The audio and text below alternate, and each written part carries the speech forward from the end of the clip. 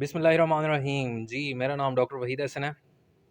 आज हम बात करेंगे ऐसे कौन से तीन जो ख़ास विटामिन्स हैं जो गर्मी की शिद्दत को या सर्दी की शिद्दत को दोनों जो है मौसमों की शिद्दत को कम करते हैं। दोनों मौसमों में ये देने चाहिए ताकि जानवर में जो है वो क़ुव्वत मुदाफ़ियत भी बढ़े, जानवर का मेटाबॉलिज़्म भी एक सस्टेन्ड लेवल पर रहे, जिसकी वजह से जानवर ना सिर्फ सेहतमंद रहेगा बल्कि उसकी जो प्रोडक्शन है, चाहे वो गोश्त के लिहाज से या दूध के लिहाज से, दोनों लिहाज से बढ़ेगी। तो मैं आपको विटामिन के नाम भी बताऊँगा और जो उनके कुदरती ज़राए हैं वो भी बताऊँगा, और जो उसके मसनूई ज़राए हैं, जो कमर्शियल प्रोडक्ट्स हैं, जो बाज़ार से आपको बनी बनाई चीज़ें मिलेंगी जिनमें ये विटामिन्स होते हैं, तो इसके ज़रिए भी आपने अपने जानवरों की जो है वो जो इन विटामिन्स की कमी की वजह से फिर अगले प्रॉब्लम्स होते हैं कि जानवर हुला मारता है या सर्दी में शदीद जो है वो सर्दी की वजह से जानवर बीमार हो जाते हैं, उनकी क़ुव्वत मुदाफ़ियत कम हो जाती है।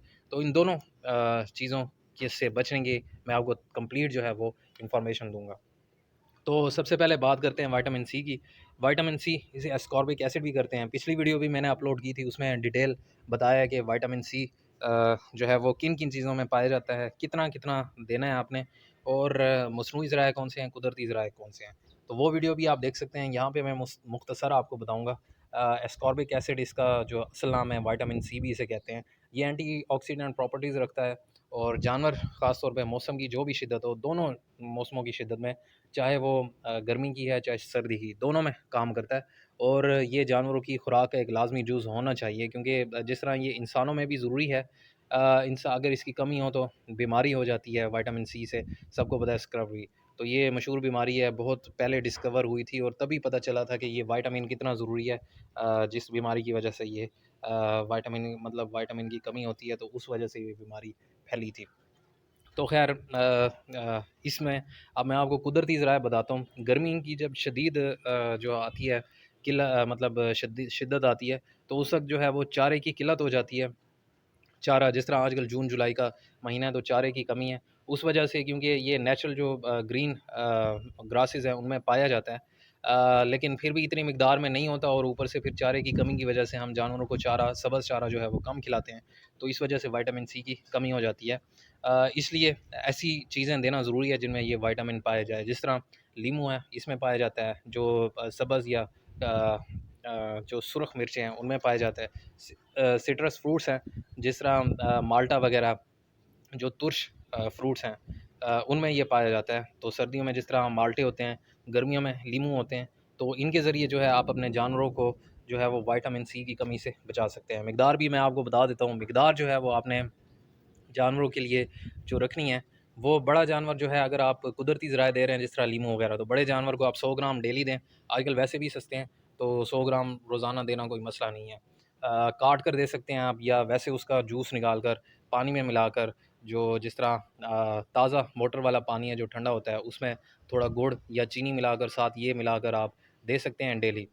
ये बड़े जानवर जिस तरह गाय भैंस है उनकी डोज़ मैं बता रहा हूँ। जो अगर छोटे जानवर हैं, जिस तरह भेड़ बकरी है, तो उसमें आपने मिकदार कम देनी है। आप तकरीबन 50 ग्राम तक भी डेली दे सकते हैं, कोई इशू नहीं है। 100 ग्राम भी दे सकते हैं, लेकिन इतना ज़्यादा देने की ज़रूरत नहीं है, क्योंकि उनकी जो रिक्वायरमेंट्स हैं वो तकरीबन 40 से 50 ग्राम डेली देने से भी पूरी हो जाएगी।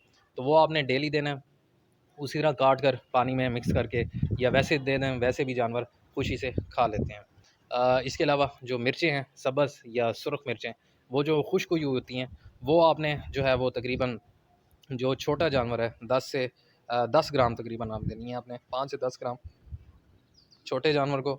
और अगर बड़ा जानवर है जिस तरह गाय भैंस है, तो उसको आप तकरीबन जो है वो 50 ग्राम तक डेली दे सकते हैं। 100 ग्राम भी दे सकते हैं, लेकिन इतनी ज़्यादा देने की ज़रूरत नहीं है।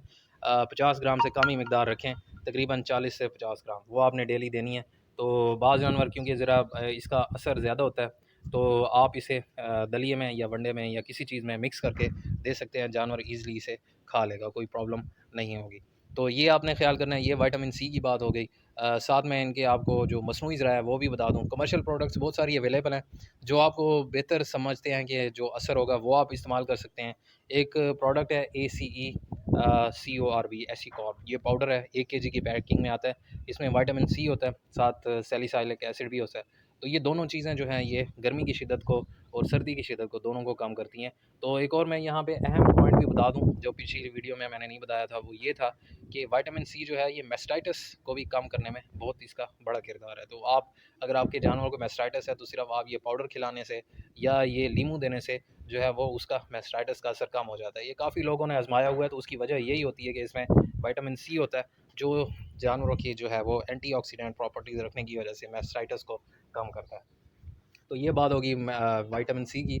अगला विटामिन आता है जी विटामिन ए। विटामिन ए जो है ये स्किन के लिए बेसिकली होता है। ये फैट सॉल्युबल है। जो विटामिन सी था वो वाटर सॉल्युबल होता है, ये फैट सॉल्युबल है, मतलब ये चिकनाइयों में हल होता है, तेल वगैरह में, ये पानी में हल नहीं होता। तो ये देना भी बहुत ज़रूरी है। ये ज़्यादातर तो इसका जो रोल है वो सर्दियों में है, लेकिन गर्मियों की शिदत में भी इसका रोल है क्योंकि ये बहुत ज़रूरी विटामिन है। आँखों की बिनाई में चिकनाई, मतलब जो जिल्द की चमक है, जिल्द की जो सेहत है और अंदरूनी जो अज़ा की जो मतलब लेयर्स हैं, उनको भी ये सेहतमंद रखने में इसका बहुत बड़ा किरदार है। तो ये मतलब अपने जानवरों को आप ये कुदरती ज़राए भी मैं आपको इसके बता देता हूँ। कुदरती ज़राए में तिलों का तेल या सरसों का तेल या तकरीबन कोई भी तेल है जो वेजिटेबल सोर्सेज़ से आता है, उसमें ये पाया जाता है। और अगर आप एक मुनासिब मिकदार देंगे, जिस तरह मैंने सरसों के तेल की वीडियो अपलोड की हुई है जिसमें बताया हुआ है कि कितना-कितना देना है जानवरों को, तो वो वीडियो आप देख लें। उसमें कंप्लीट इन्फॉर्मेशन है कि कितना-कितना देना है, जिससे आपके जानवरों को विटामिन ए की कमी नहीं होगी और जानवर जो है वो सेहतमंद रहेंगे। तो इसी तरह तिलों के तेल के बारे में वीडियो बनी हुई है, जो खल बनोला है उनके बारे में वीडियो बनी हुई है। खल बनोला में भी किसी हद तक विटामिन ए होता है, लेकिन क्योंकि उसमें से तेल निकाल लिया होता है तो इसलिए विटामिन ए की मकदार कम हो जाती है। तो ये गर्मियों और सर्दियों दोनों में देना बहुत ज़रूरी है क्योंकि इसकी भी प्रॉपर्टीज़ एंटीऑक्सीडेंट हैं। अब जो नेक्स्ट चीज़ आ जाती है, इसके जो कमर्शियल ज़राए जो विटामिन ए के हैं वो भी मैं आपको बता दूं।